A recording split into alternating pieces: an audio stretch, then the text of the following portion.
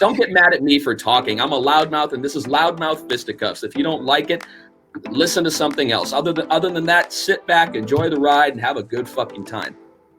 Hey guys, welcome to Loudmouth Fisticuffs. This is the first episode. You are in the right spot, the inaugural episode. I'm with my man Jeff Houston right over there. I am Joshua Furs, CombatInsiders.com. I mean, I don't know what else to say. This is the first episode, Jeff. You know, we've been talking about this for a long time. We've been talking about getting this together and really just bringing maybe a different flavor. You know, a lot of people talk about MMA and bare-knuckle and combat sports in general, but we kind of adding our own little twist to it, our own little flavor to it.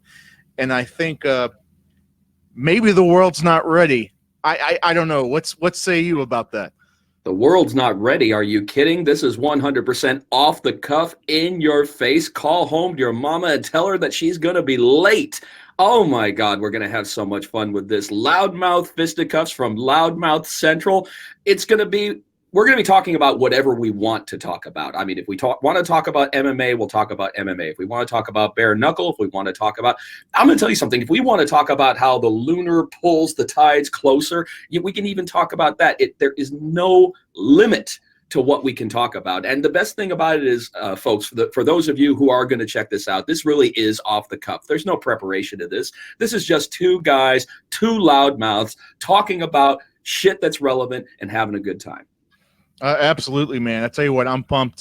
Guys, if you're new to the channel and if you're listening to this for the very first time, I mean, you will because this is the first episode.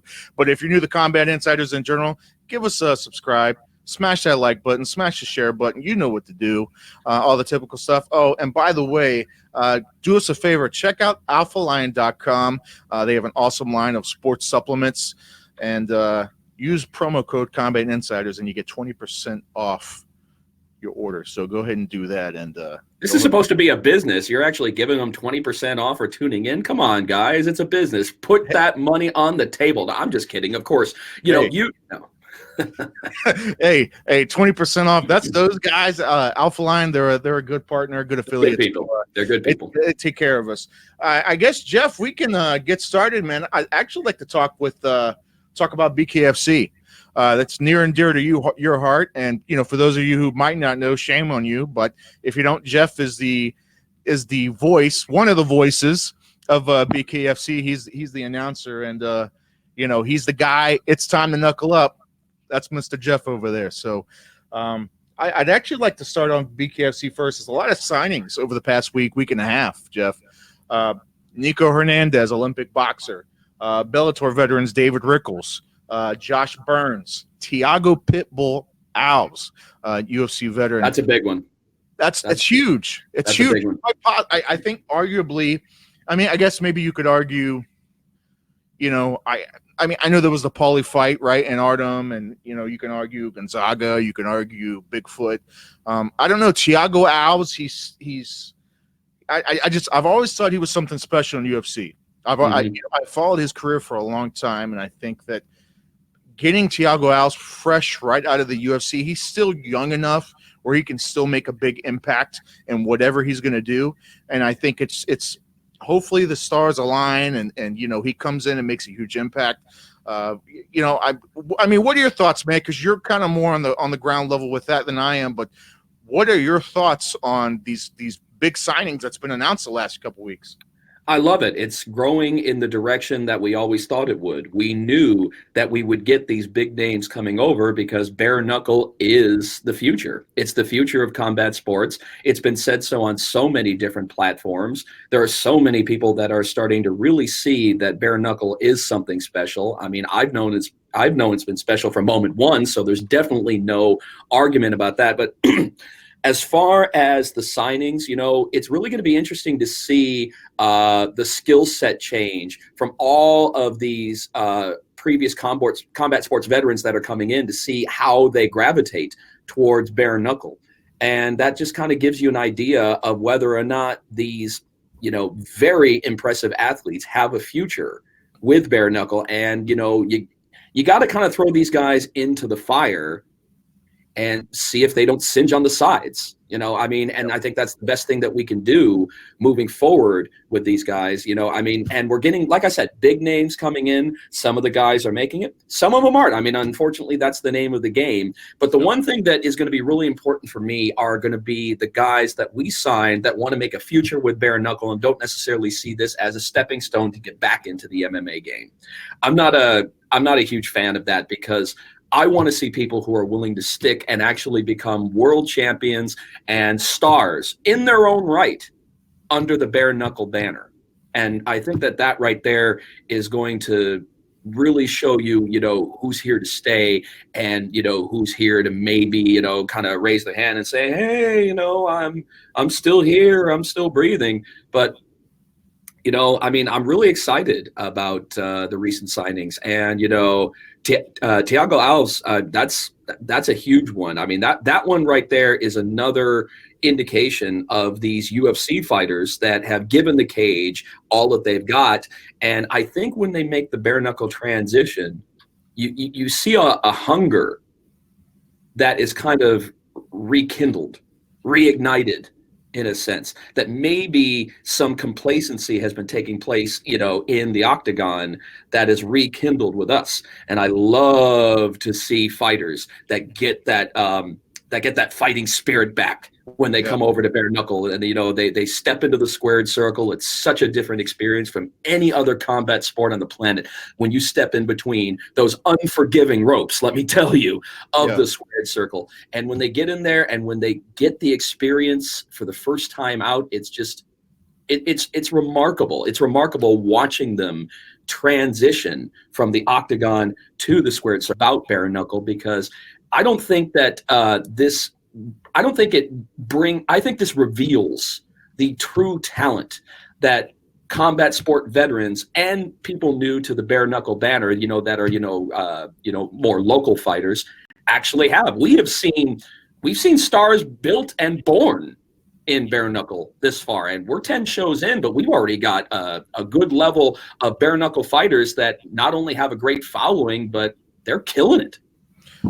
Jim Ellers, speaking of the devil, you talked about people crossing over and kind of having that fire rekindled and just, reinvigorated. Jim Ellers coming over from the UFC, he did okay, but coming over in the BKFC, it's almost like he's just a new person. Like he said, we talked to him, God, at least a half dozen times. And, back then he was known for his jiu-jitsu, for his submission skills. Right? He just won another tournament. I mean, he's still known for his jiu-jitsu. I mean, he still is, but I mean, he's been knocking out people left and right. He's 3-0 now, just stopping people. And now it's, he's coming up BKFC 10, actually, him and Caleb Harris, who. Oh my God. I am so excited for this fight. I really, really am, because this fight could literally catapult either one of them, because I mean, look what we've got. We've got the 2019 BKFC Fighter of the Year, Jim Ellers, going up against the 2019 Knockout of the Year recipient in Caleb Harris. And Caleb is hungry. But so is Jim. So that's where we have got an interesting situation, and that's why I'm so excited, is because we've got two people, and Caleb has improved massively. He is pushing that pace. How many times have I been on Combat Insiders talking to you and telling everybody? I've said this so many times. I feel like a fucking broken record. It's all about pushing the pace. Yeah. The ones who push the pace are the ones who are successful in this industry this far. If you don't believe me, look at their records. Look at the records of the ones who push the pace. Jim Ellers, 3-0. Johnny Bedford, 5-0. Yeah. You're going to see these undefeated streaks happen with these individuals who push that pace. Plain and simple. I will say this, and I know some people may not like it, but it is what it is. This is Loudmouth Fisticuffs off the cuff. Yeah, so this is for the 155. I don't give a fuck if they like it or not, man. We're having fun. So, it's for the 155-pound tournament. It's going to be for the BKFC title and the Police Gazette American 155-pound title as well. So there's a lot of stakes on the line. Here's Don't get me wrong. I love this fight, Caleb and Jim Ellers. I love this fight. So this doesn't come from that place. But I don't know. I've seen a lot of these guys, and I get it. They have to take the opportunity that's presented to them. But I don't like a lot of these guys crossing over into different weight classes. And I feel like it muddies up the weight class. I like Caleb Harris at 165. I like, maybe it's a different mindset, but I like to kind of have your established guys, have your stars in each weight division. Caleb Harris can be your 165-pound guy. Jim Ellers can be your 155-pound guy. You got Jason Knight and Artem for 145, and you got Johnny Bedford, you got Reggie Barnett Jr., you got Abby Velasquez, you got and they're all amazing at 135. Right, they're all amazing at 135, right? But then there's the talk, Johnny's talking about going up to 45 and fighting Artem or Jason Knight, and then Jason. Well, that's a hard weight cut. That's a hard weight cut for Johnny. Because, Johnny's almost as tall. I think Johnny's almost as tall as I am. I'm 5'11", and 5'11" at 135. That's a tough cut. It's tough. I mean, now if 145 is better for him and it's more healthy, okay, that maybe that's a different story, and that's great and that's fine. Do what's healthy for you, because I feel like the guys making those tougher weight cuts, I feel like that takes time off of their career. It's too soon. It's too soon for him to move up in weight class, because he still has. I still think, even though that he's the undefeated reigning champion at that weight division, I still think he's in a proving mode, and I think I would be more in a defending mode and really trying to cement somewhat of a legacy in that weight class before I decide, hey, I'll go ahead and I'll make a jump to the next one. That's right. Be the man at 135. I mean, now he is the man at 135. Well, he needs to continue being the man at 135. And once you have a string of victories behind you, and you are without a doubt, just the undisputed king at 135 and bare knuckle, then it's a little bit easier to say, you know what, let me go ahead and give 145 a try, because, I've done almost what I can here, and then it's time to move on. But that's the thing. I mean, getting too over anxious could actually end up hurting you. All right, what are your thoughts, Jeff? Just out of curiosity, what are your thoughts on? Again, I've heard the answer before. I know it's a newer sport, and I know these are newer promotions, and I know that there's not the roster size of a UFC or a Bellator where there's just hundreds of guys lined up. I get that. Okay, I get that, and I know you can't. Some of these guys you kind of just have to take. In terms of these matchmaking, they kind of have to put together what's available, and I get that. Yeah. I do. I think in the long term, if you're looking at this from the long range of things, so you got your two. I think Caleb Harris is going to be a star at 165. He can be a star at 165. Jim Ellers, I think he's already kind of a star at 155. He could be a bigger star. What if one of these guys is going to lose, right? One of these guys is going to lose at BKFC 10. Yep. Maybe it doesn't take their stock away too much, especially depending on the fight. But what if one of them goes in and just starches the other one? What then? Does it take stock away from Jim Ellers if Caleb goes in there and starches him? Like, what does that do? Like, for the if you're looking at the long run of things, the long run of BKFC, and you're talking like, this is the guy I want to build this weight class around. Depends on the quality of the fight. It really is going to depend on the quality of the fight. If it's a fast, brutal knockout like Jim Ellers is so well accustomed to, I definitely think that there's more proving ground for a rematch in that situation. And I always think that might actually be important to save face. I don't think either one of these guys are at a disadvantage to have their stock go down after this fight. As of right now, no, I don't think so. I think that they're both hot. I think that they're both hungry. They're in a prime position to actually have their stock driven up. And if it's a good fight, then we get the benefit of a rematch if all parties, agree moving forward to the rematch. So it's really just going to depend on the quality of the fight. The quality of the fight will be the determining factor on this one, and that's how I see it. I mean, I can't say that their stock will immediately plunge if one loses. I mean, because they both got a lot of hype around this fight. Yeah. Jim Ellers, I mean, taking the 2019 Fighter of the Year award, he's got a lot of people are expecting him to continue to be the beast that he is, that bare knuckle beast that I announced him to be, and I believe he will be. But Caleb Harris, like I said, Caleb saw in his first match the error of his ways. Yeah. And he has completely done a 180. He has completely turned it around, and he's going out there and he's looking for blood. But herein lies the same problem. So is Jim. Yeah. Jim is also looking for blood. So I think David Feldman is going to be thrilled about this fight because it basically symbolizes exactly what David wants for the bare knuckle for BKFC. He wants a fight to stay busy, and he wants it to stay bloody. And I think that that's what's going to happen with this one. So, but no, I don't think these guys are in a position for their stock to go down if one loses. I think it's, like I said, I mean, they can go back to the drawing board. They can, retool whatever they need to do. But we're not even there yet. So there's no point in even talking about retooling. I think the best thing to do is just let these guys bang it out in the squared circle and hope for the best. Guys, by the way, feel free to join with us in the comments below.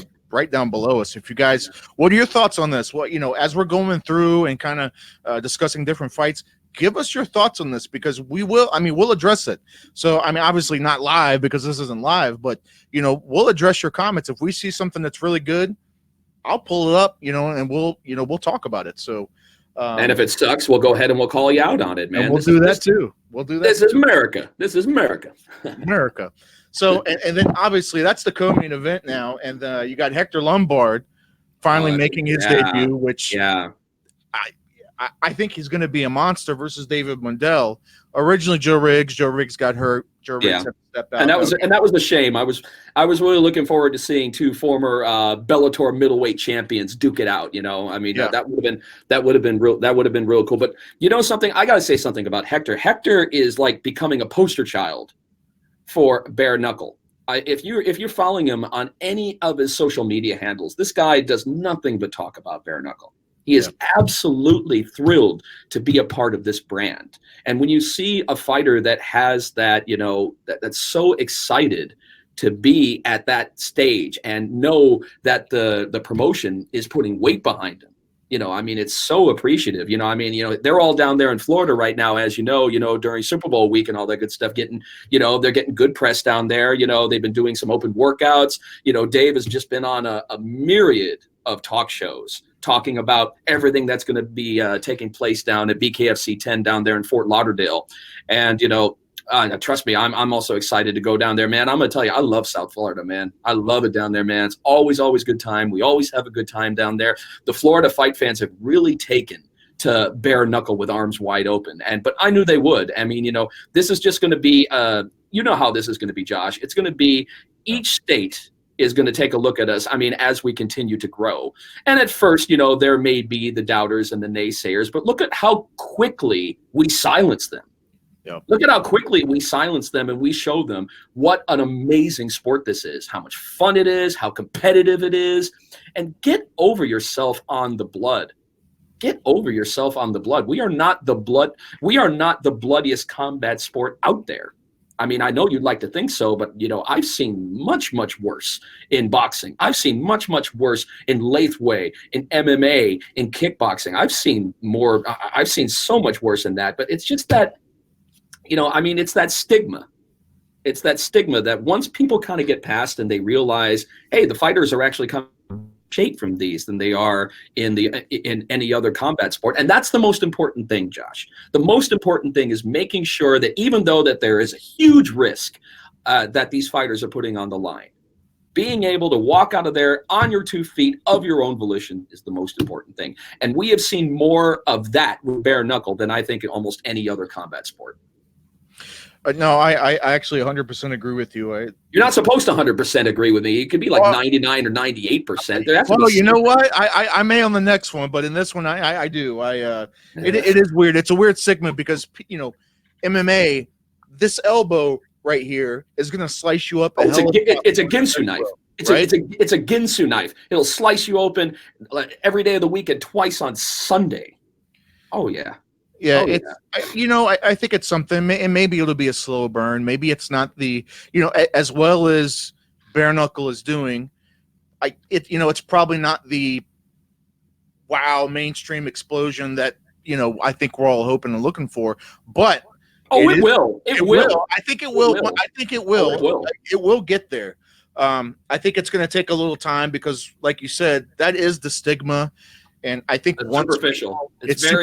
It's incredibly superficial. I mean, people are bitching and complaining about what they see in combat sports, but yet these are the same people who are slowing down on the highway to get a glimpse of a fresh accident. Right. A lot of people are hypocrites about that because, it has to be, they think that that's violent, but something, it's violent in the appropriate setting. Right. Violence in the appropriate setting is okay because, this is not barbarism. These are athletes that absolutely know what they're getting themselves into, and they don't need you to be offended on their behalf. They don't need that. Listen to me, folks. They don't need your offense. They don't need your protection. They do not need you lobbying against this. If anything, they need you to support it. That's what we want. We want your support.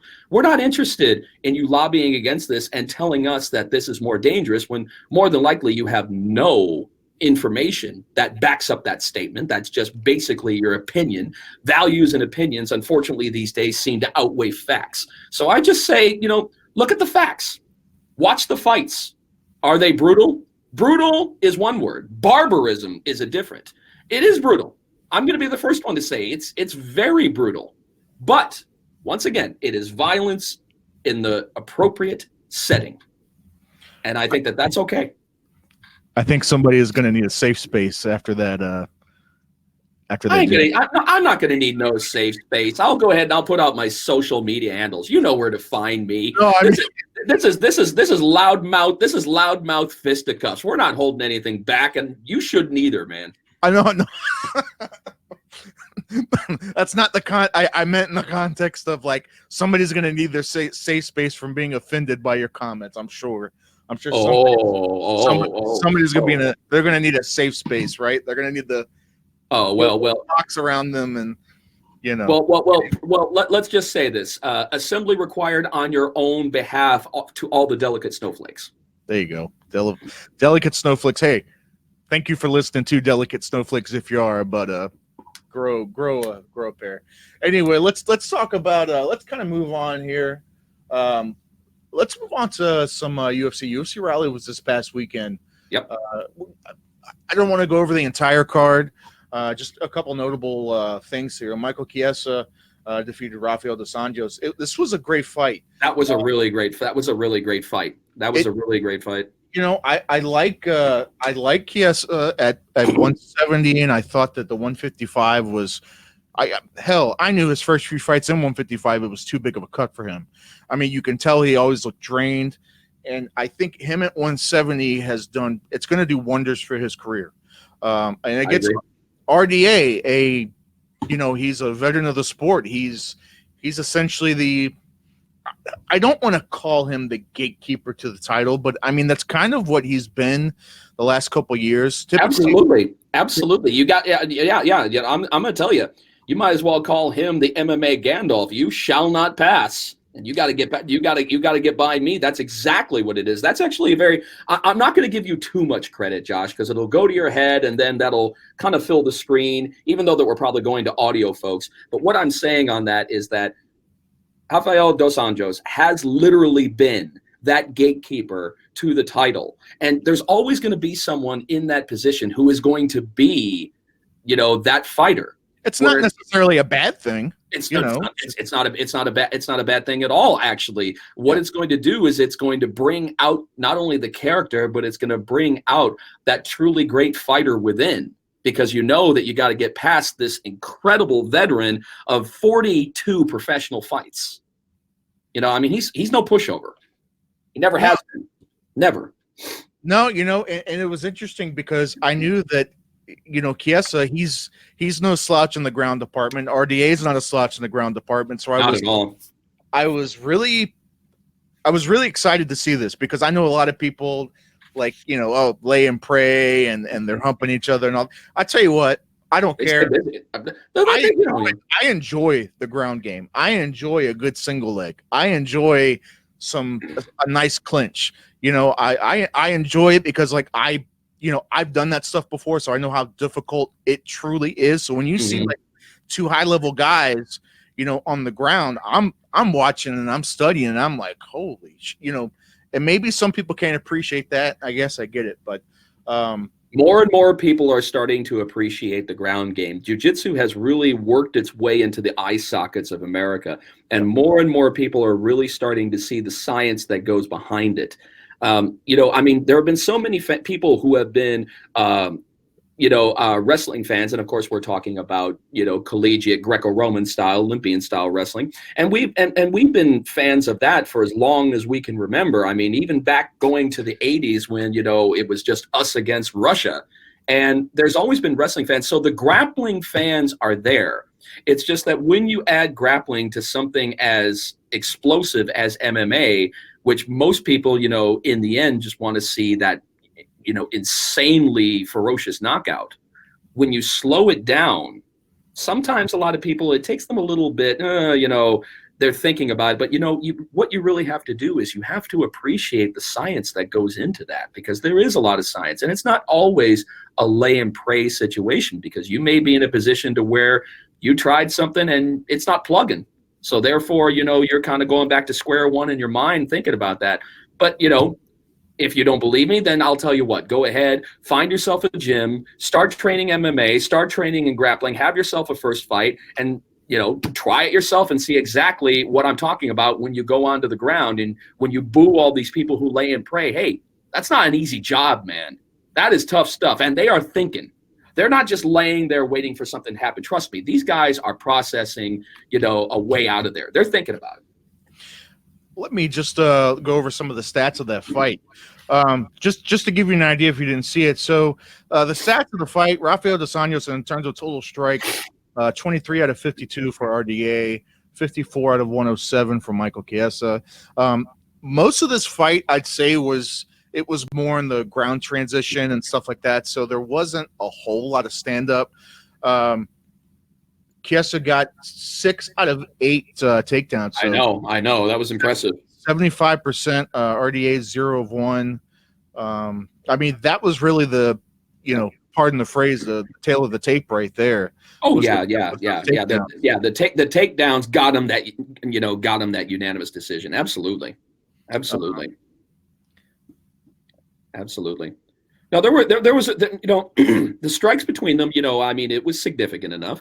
But Michael was just on his game with those takedown, man. Like I said, 6 out of 8. I'm gonna tell you that right there is a respectable number against someone like Rafael dos Anjos. 100%. RDA, especially against Usman, against Covington, for some reason, and a lot of people will say this, and it drives me up the wall, right? A lot of people say, well, RDA must suck at wrestling, right? Because he's not that great at defending takedowns. First off, let's talk about who's doing the takedowns. Colby Covington, Kamaru Usman, and Michael Chiesa. You're talking world-class, world-level beaters, right? That are doing the takedown. So, like, I guess it bugs me when I hear people talk about that. Like, I'm sure his wrestling is, compared to probably a lot of other people, it's probably top-notch. Compared to these guys, maybe not so much, but that's their thing. Like, Michael Chiesa is a wrestler. Colby Covington is a wrestler. Usman is a wrestler. Usman was born a wrestler. Talk about the main event, Curtis Blades and Junior Dos Santos El Cigano. Curtis Blades is just terrifying. He's just so terrifying in there. And Junior Dos Santos, you're talking about former UFC heavyweight champion and somebody who's pretty much done it all in the heavyweight division. But you're coming across every generation these heavyweights that come across that just have this ridiculous punching power. And Curtis Blades is one of those guys that is just an atom bomb inside of those 4-ounce gloves. So it's just terrifying to see his capability. I was just surprised that I'm going to be honest with you. I thought that this fight was going to go to the third round. I thought I gave Junior Dos Santos at least 3 rounds on that. So to see him get the TKO just a little bit after a minute in the second round, that was surprising. That was surprising because, you know, Junior Dos Santos has been in there with a lot of people who have just beat his face into oblivion. I mean, you know, how many times have we seen wars with him and Cain Velasquez? I mean, Cain Velasquez literally beat his face to a pulp, and he just stood there and took it. But Curtis Blaydes is just a different animal. It's interesting because here's another one of these guys, Curtis Blaydes, who he's very strong wrestling background. Mm-hmm. But it's strange, right? Because I want to say 8 of his wins are by TKO or knockout. Yep. And against JDA, who, just like you were saying, he's one of the most decorated strikers. If not, I've heard a lot of people arguably one of the better pure boxers Absolutely. in MMA. And Absolutely. Curtis Blaydes TKO'd him. Yep. So you talk about Curtis Blaydes being scary and being something really special. I think he's really starting to crack into that, I guess call it a glass ceiling, for lack of a better term. I feel like with that win and the way he won last Saturday, I feel like he's really breaking into that glass ceiling, and not just maybe of the mainstream opinion, but I guess you're like that just general outlook of him, right? Because unfortunately, again, with a lot of these wrestling-based people, a lot of people don't see them as exciting, no matter how good they are, right? Like, how long did it take Khabib for really people to start getting behind? I mean, he was dominating dudes for years, but people weren't really getting behind him until the last 2-3 years, right? Well, he had to have he had to have the right machine behind him. Correct. Yeah. And I think that's with any fighter. As long as you have the right machine behind you that really, accentuates those attributes that you have as a fighter and makes you realize that Khabib is not just about the striking. I mean, we've got a well-rounded fighter. Well-oiled machine. Do you think with this win against Junior Dos Santos, you think this finally is what? I mean, he's been in a couple main events now, but do you think this is what finally gets the machine behind Curtis Blaydes? Because now he's I think it helps. I think it helps. I mean, right now he's 13-2. He's 13-2 right now with no contest. I mean, he's got a fantastic record. I think the machine will recognize it. Is it going to get completely behind him yet? I don't think so. Not yet. Not yet. It's still a little too soon. They're looking for something close to manslaughter for the next one. And I think that once something like that happens, because, I mean, Junior Dos Santos, like I said, knocking that off in 2 rounds is incredible. Title shot? No, not yet. Not yet. There's a couple of people that are kind of ahead of Curtis Blaydes right now, but I definitely believe that it's coming. He keeps going the way that he's going. Yeah, there's title shots in his future and possible heavyweight championship. I mean, you got to look at who's in front of you. You have to look who's standing in front of you with that title as of right now. And I just think that, like you said before, wrestlers are so underappreciated in MMA because everyone thinks that it's just all about their ground game, that they have absolutely no dynamics outside of the ground game. And I'm like, that's not the world of MMA anymore. I mean, yes, there are a few, like, for example, like in the heavyweights, my boy, I love the Black Beast, Derek Lewis. But Derek Lewis gets in trouble when he gets on the ground. He gets in trouble when he's on the ground, but if you get in striking range of those big paws, he will knock you into next week, every day, all day. I'm looking at the rankings now. So Curtis Blaydes, I guess that put him in number 3. So he's number 3. He's up number 3 already. Oh, okay. Yep. And then That's good. The only 2 people in front of him is Ngannou, who is responsible for his only 2 losses. Yep. Is Ngannou. Then you got Cormier. Then of course, Stipe is the title holder. I tell you what, and maybe it would have came off a little cheesy, but I feel like that's the era that we're in now. You kind of have to have a little bit of call it, I don't know, cringe or whatever connotation you want to put behind it. If I did what I just did to Junior Dos Santos, right? He did some. Now, it's not a surprise, I think, that he beat Junior. No. I think it was a surprise in the manner in which he beat him. Yes. Right? Totally agree. And I think a lot of people saw that. I'm sure he even knew that. I'm sure he went another prove a point. If I'm getting in there and I'm doing my my victory promo speech that everybody does after they win, yeah, DC comes in the ring. He's the guy that's doing it. What a perfect opportunity. Hey, man, you just won. DC's, you just won. What are you going to do next? What's your next step? You just beat Junior Dos Santos. Is there a title shot in your future?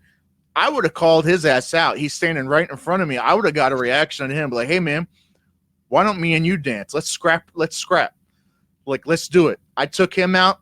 I'm going to knock your ass out.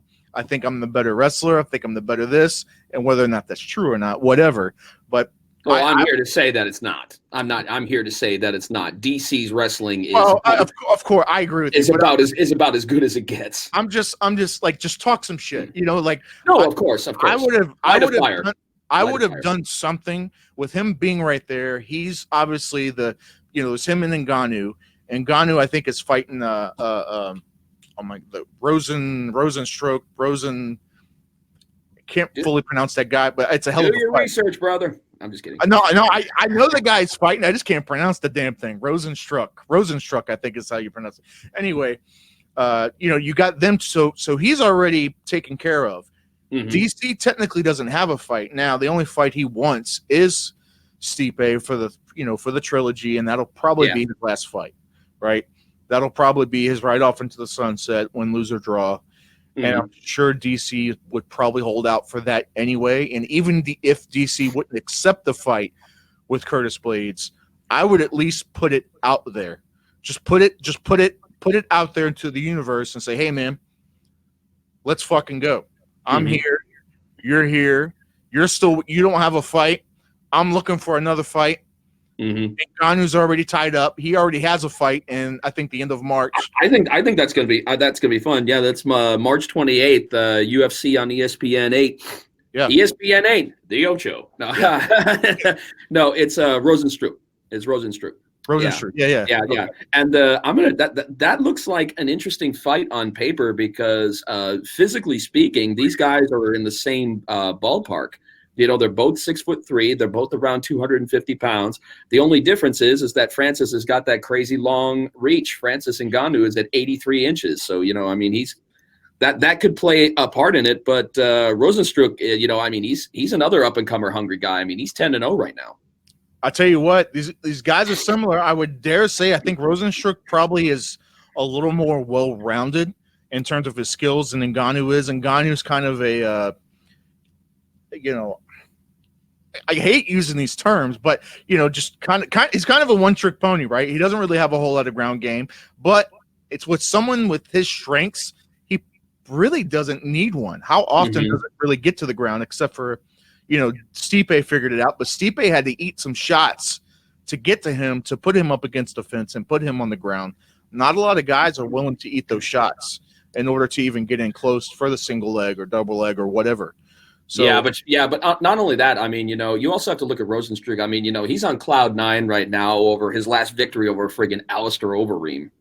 A freak. It was a freak because he was losing that fight. Overeem was going to win that fight. He was. And then what was it, like 10 seconds left, 15 seconds, something stupid? No, it was round 5. He had 4 seconds left. Was it 4 seconds left? It was 4:56 in round 5. He got that out. I'm like, man, you needed that. Now, I understand that is what we call by the skin of your teeth.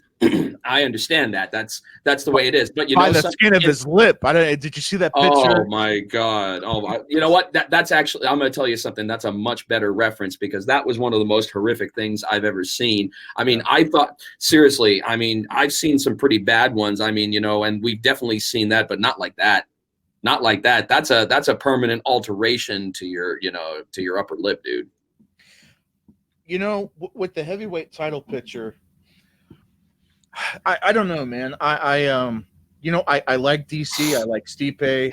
I like Curtis. I think the heavyweight title picture is getting a lot more interesting than it has. It's picking up. It's picking up historically in the past. Historically, you know, the heavyweight title used to change hands like, you know, every other fight, you know, for like the last, I don't know, like 10 years. And then now, it was like musical chairs. And like now all of a sudden you're seeing, what's the wording I'm looking for? You're kind of seeing that talent catch up to the size. And what I mean by that is like typically the smaller guys are the more athletic. Exciting. Well, they're more exciting. They're more athletic. They're more busy. But you're actually starting to see that aspect transition over to the heavyweight fighters, the bigger boys, which is really exciting because it's fun to see a heavyweight with a gas tank. Yes. Yeah. It is. I think that's one of the reasons I was such a big fan of Cain Velasquez, because Cain Velasquez was the kind of guy, but he wasn't a huge heavyweight by, you know, any stretch of the imagination compared to usually. I mean, Junior Dos Santos always outweighed him when they fought. I mean, that was, you know, a given. And Junior Dos Santos is a much bigger person than Cain Velasquez. But it seemed as the fight pressed on, anytime Cain Velasquez actually seemed to improve. And in the heavyweights, that's almost unheard of because that gas tank is very limited in the heavyweight division. And I think that that's one of the things that people kind of have a strike against when they're looking at that, because they can see the gas tanks in the 145s, the 135s, the 155s, which are infinitely longer and infinitely better as far as their cardio game. But, you know, I'm glad that the heavyweight division is coming back alive, because, you know, you remember back when you were a kid, you remember when it came to heavyweight, didn't matter whether it was kickboxing, didn't matter with MMA, it didn't matter when it was boxing. When you were the heavyweight champion of the world in any of those, you were the man. Yeah. You were the man. You were the straw that stirred the drink. And a lot of people love that because they wanted to see big hands with bad intentions. And that's exactly what we want to see. And we're starting to see that more. But seeing the skill set on the ground improve for the heavyweights is so detrimental, is really important. And I really hope that a lot of these guys that seem or are painted with that brush of being a one-dimensional fighter really improve on that, because that's what people want to see now. Because like I told you before, people are getting more educated on the ground game. It's slowly happening, but it is happening, and people are starting to understand what's going on when they transition. So I figured, you know, put your stock into that. Put your stock into that ground game. Don't rely on the fact that you have got a left and a right that can shut you down in 0 to 60 in, you know, 1 second flat. No. Make sure that you got that well-rounded game, because if Stipe or DC come after you, you gotta be ready for that. You think Cain comes back? I mean, I know, you know, he had the fight against Ngannou, whatever. He said there was a previous injury or something, and then then Ngannou knocked him in another dimension, and you know, and now he's gone to WWE doing his thing. Yep. You know, if he's happy, he's happy. That's all good. Oh no, he's happy. He's happy. I'm sure he is. I'm sure he is. Do you think he comes back to MMA, or do you think it's probably? I don't know. You know something? I think he might be in a position, or he might be of a mindset to where, you know, I did that. And I did everything that I could in that division. I owned the division for a little bit. And I was happy owning that division for a little bit. But now, at the age that I'm at, and having the opportunity to be a part of the WWE, dude, I'd stay there. I really would stay there and improve my skill set there. Because, you know, I mean, he's a lifelong wrestling fan. He's been a lifelong professional wrestling fan. He actually had his first match down there in AAA in Mexico. And I remember, you know, of course, you know, he was donning the mask, but I'm going to tell you, his lucha skills for his first time out were quite impressive for somebody, you know, who's really green, you know, in the ring that way. But I think that maybe they put a little bit too much behind him too soon in the WWE, and he was already coming in redlining on an existing injury already. Right. So unfortunately they had to derail the hype train behind Cain Velasquez. Plus, also Cain's going to have to do a couple of things if he's going to make his transition into the WWE. Number one, he's going to have to get on the sauce, because his physique does not indicate WWE and what Vince McMahon wants. I mean, he's going to have to drastically improve. He's going to have to adopt the pro wrestler workout, not necessarily the MMA fighter workout. And they're two completely different worlds, on that. And number two, he's really going to have to polish up on his mic skills, because mic skills are a driving force if you're a professional wrestler at that level. So I think that I think he's got a lot of work ahead of him, and I think with all that work ahead of him, I don't think that he's thinking about coming back anytime soon. No. It's a shame. I get it. It's a shame, but I get it, because I'm sure he's probably making a truckload of money. Let him chase it. Let him chase it. It is what it is. Let us move on. There was also Bellator 238, which was the anticipated debut of Miss Chris Cyborg. Gets Julia Budd for the featherweight title. And, this was something that I don't know if the results were all that surprising necessarily, but it was something special, because I thought that it almost looked like the Cyborg of old in there. And I talked about that before. I really thought that she came out there, and I think we even talked about it before.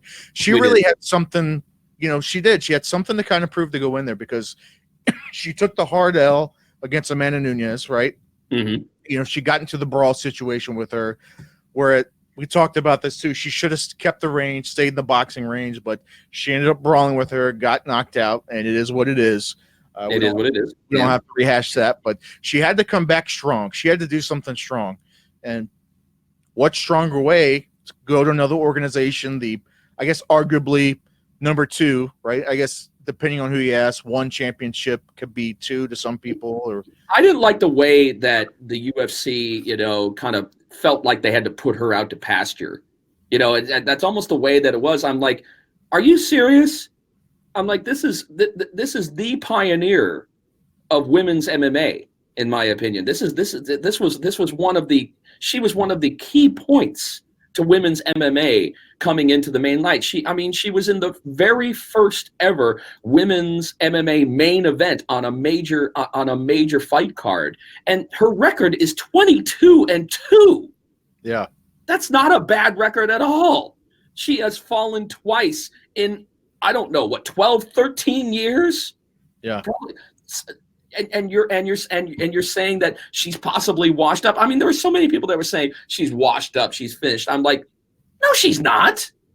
Not at all. Not with a record like that, and not with a skill set like that. There's nothing but amazing things still in the future for Chris Cyborg.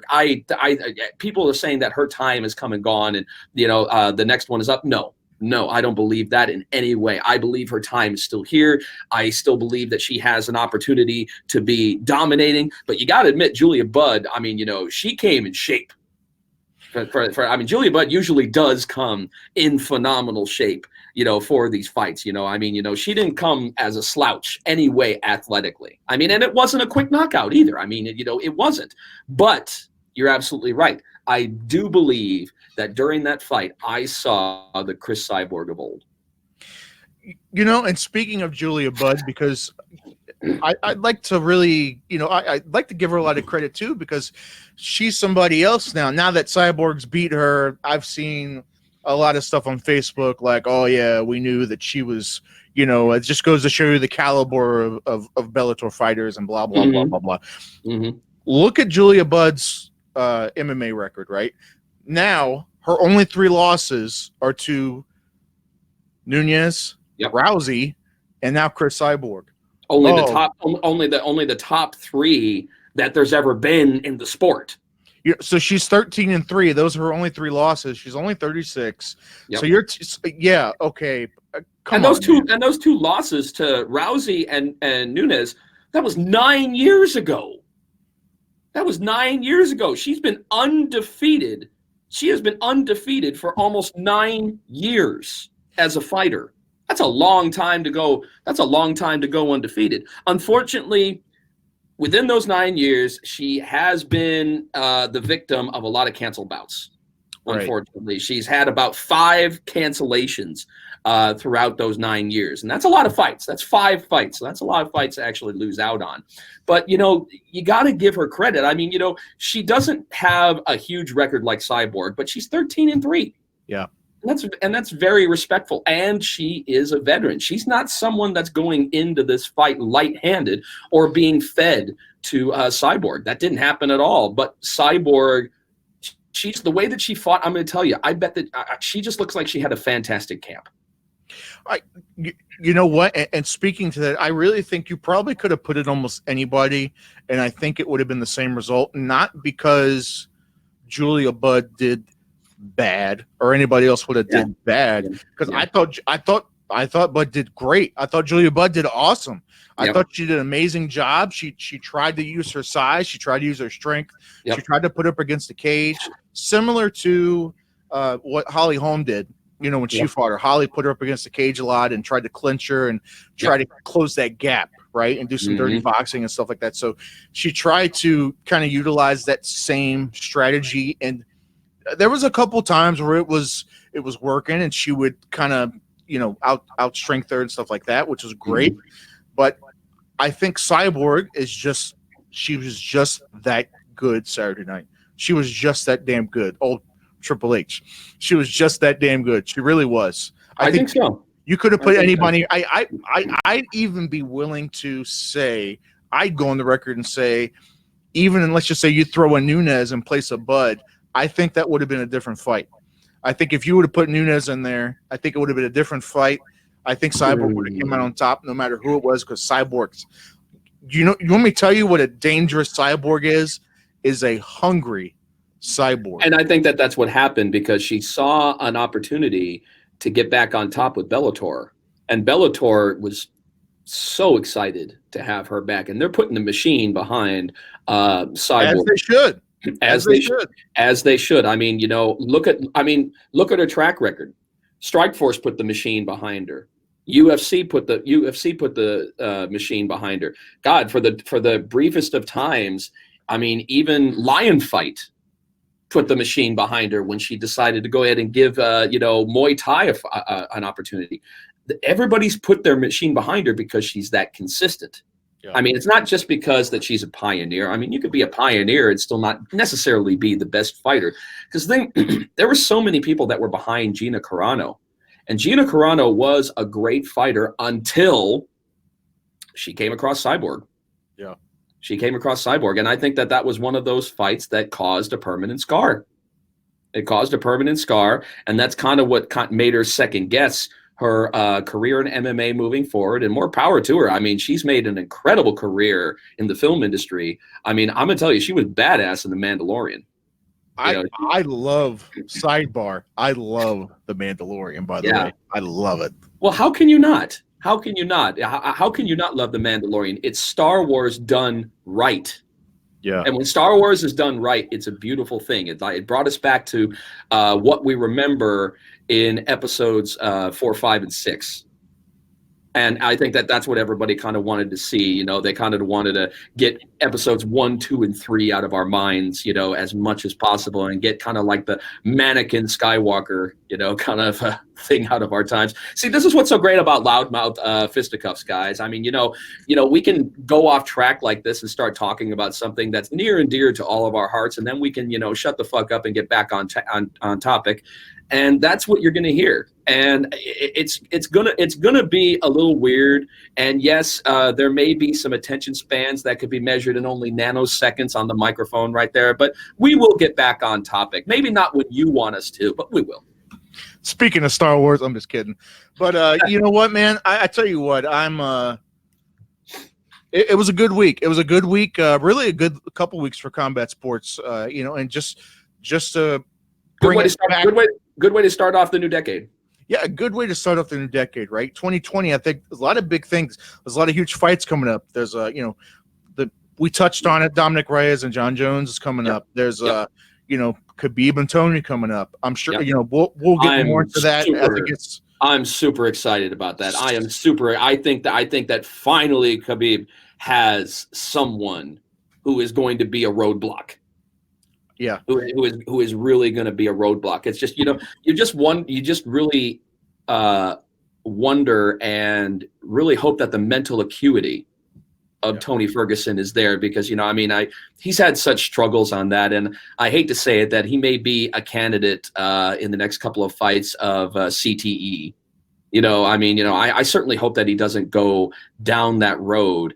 But, mental health is something that, should always be checked up on. I don't care what situation you're in. And that's what a lot of these fans don't understand about the fighters. It is so easy to have that ridiculously dangerous descent into mental illness as a fighter, because the minute that you start messing with your brain basket, it becomes a completely different game, especially in how you perceive the world afterwards, because that could leave irreparable damage that unfortunately translates over to the fighters' families and the ones that love him.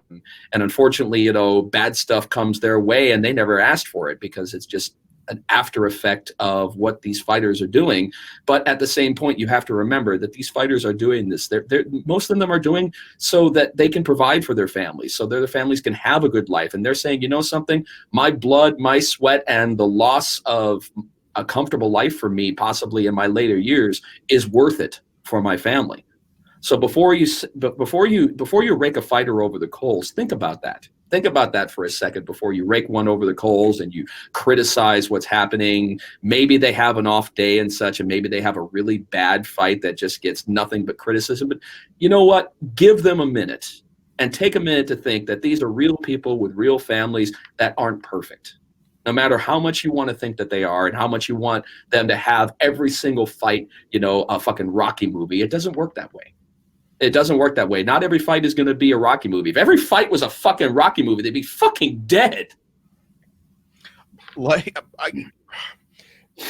It's interesting that you say that, man, because really, you can kind of carry that mentality. I think in life, man. I think people get disappointed so much in life because, again, life is they treat life like a movie. If it's not this Rocky movie ending, or if it's not this Cinderella story, if it's not this, then it wasn't good, or that it means that much less, right?